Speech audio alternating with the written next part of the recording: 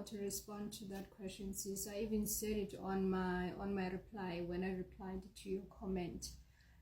Because I remember when my sister got sick, the doctor asked me, how are you? And the only thing that happened was tears. And I was so shocked when that happened, because I thought I was immune to this, and because I've been doing this for so long. Just to track back a bit, I've been taking care of my sister before I even started high school. So this is something that I'm used to. It's not new to me. It's something that I've been doing throughout. But it was a bit different then because my mother was alive. So I was just a right-hand person. So I've been taking care of people. So here's a backstory, just a quick one. My mom and my dad go through a divorce years back. And then at that time, I didn't know that my sister and I were not sharing the father. So my sister has her own dad. So the time my parents got married, both of them had kids. So my dad found my mom with my sister. But I never saw that at home because my dad never made it he never made it obvious. Then they go through a divorce, and then now it's me, my sister, and my mom and my other siblings. So I've been taking care of every single person. Mind you, Umama didn't have a formal education. So whatever jobs that she held when she was still alive, they were not proper jobs. So it was just things to help us cope as kids at that time, up until I had to stand up and take a position of being the provider, of being the one who leads the family, because I had to help Mama also with making sure that my brothers were taken to initiation school. So I know taking care of people is something that has been what I do. Hence I was so shocked also when I cried when I was asked how I'm coping, because I guess those emotions were suppressed. It felt like this is something that I needed to do. So I didn't see anything out of the ordinary in what I'm doing. Till the time, I guess things started becoming different when Umama passed away, because now I already had my own kids. I have my own life. I've got a job. I've got kids of my own, and I was going through divorce. I was going to courts. I was doing this, I was doing that, and then my mother passes away in 2020. So after passing away, we bury her, and then I go to look for my sister's father or sister's family. I've never seen her father with my naked eye. I've never seen her. I don't even know how he looks like. My sister is older than me. She was born in 1982. So imagine those years of not seeing this person. But we are told that they are staying in Soweto in Port Elizabeth.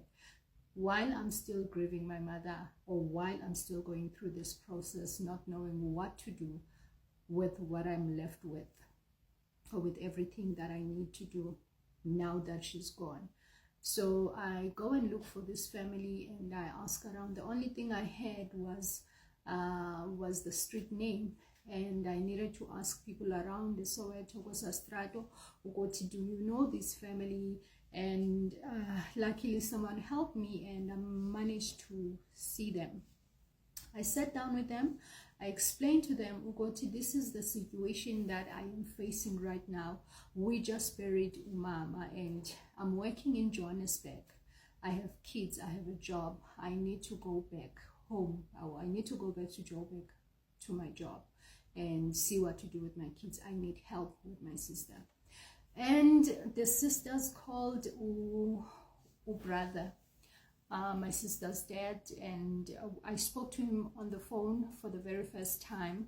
He promised that, okay, I'm going to come and fetch her. I give him my flight details and everything, time, and then I request that can you try to be there 2 hours prior when you're coming to fetch her, so I can show you everything. And he says to me, sharp. Let me tell you, I almost missed my flight. He never pitched. So what I had to do now was to ask my cousin to help me take care of my sister while I fly back to Johannesburg, leaving my kids also that side. Maybe I will share some other time why my kids were in Eastern Cape also. So I come back to Johannesburg, leave my kids temporarily, and then so from 2020 till 2023, I've been changing people, hiring someone to take care of my sister, and then we pay them and they check out. To be honest with you, I do not blame anybody who has checked out, simply because my sister's condition is severe. It needs somebody who understands it. Even when I happen to hire someone to remain with her, let's say I remember the other time I needed to take my kids to Northwest, and for that weekend, it was just 2 days, I had to ask someone to remain with her. But the amount of trauma that you go through, as well as a person who's taking care of her, that job needs a caregiver. So fast forward, I make that decision. You know what, I'm so tired, because every time when they say someone has checked out, I need to fly down to Eastern Cape, find another replacement, and so I decide to fly. Mind you, this person is epileptic. She has never traveled. She has only traveled around, maybe Ngojigeleza, from home to the hospital. That's it.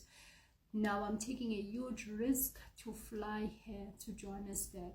So I flew her to Joburg, and I booked my flights for the same day. The first one in the morning around 9, and we arrived in the middle of the night, actually. And that's it. I've been taking care of her since, and nobody takes care of me. I have a job, I have kids. Most of the time people ask me, how do you do it? I don't even know how. I work from home most days, and then there are days where I have to go back to the office, and during those days when I go to the office, my colleagues already know she's always angry. When I arrive, it's going to be a war, because she doesn't want to be left behind. And I can understand, because she doesn't reason like a proper adult. She's stuck between stage somdana and stage somdomdala. So nobody takes care of me. I've got kids, I'm divorced. I took my sister and my younger brother, so I'm staying with my sister, my younger brother, and my kids. Nobody takes care of me. I don't know if I'm planning to get married one day again, but I don't know. So it's only been the grace of God that has been able to sustain us till this far. Otherwise, I do have moments where I break down. I think my car already knows what I pull aside, then shed tears and go back and show up again to whatever needs my attention. Thank you so much for caring. I love you.